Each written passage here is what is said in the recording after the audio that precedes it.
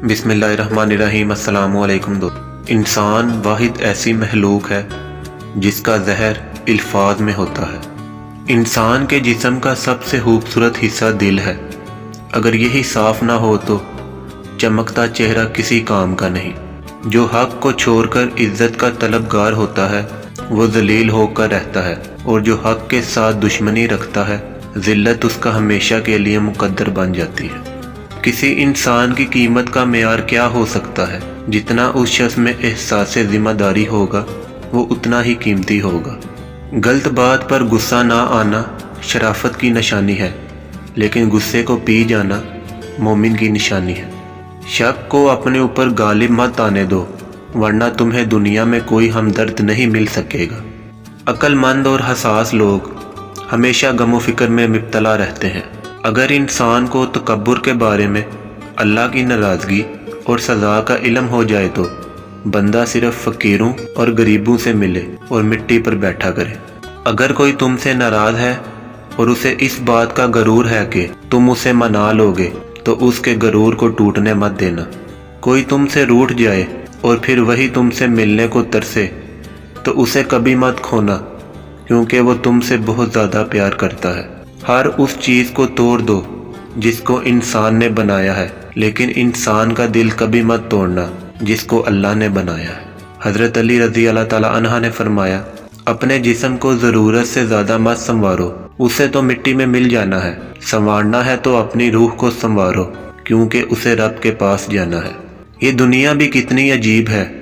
ایماندار کو بے وقوف، بے ایمان کو عقل مند اور بے حیا کو خوبصورت کہتی ہے۔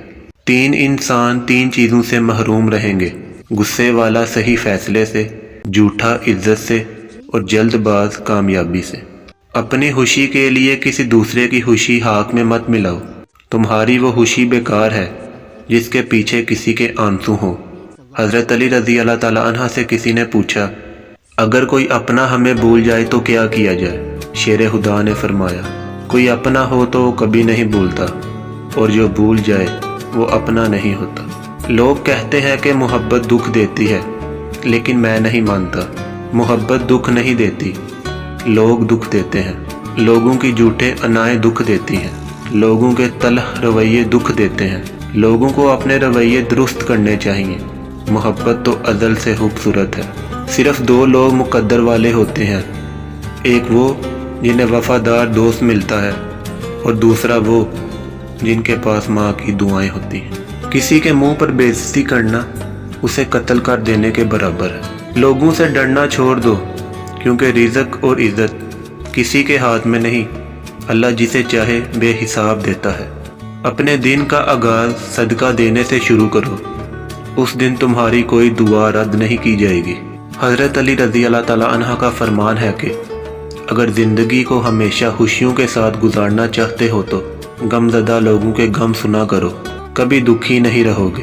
تمہارے والدین تمہیں بچپن میں شہزادوں کی طرح پالتے ہیں، لہذا تمہارا فرض بنتا ہے کہ ان کے بڑھاپے میں ان کو بادشاہوں کی طرح رکھو۔ اگر اللہ نے تمہارے دل میں کچھ ڈالا ہے اور تمہیں دعا مانگنے کی توفیق دی ہے تو یقین رکھو نصیب میں بھی وہی ڈالے گا، انشاءاللہ۔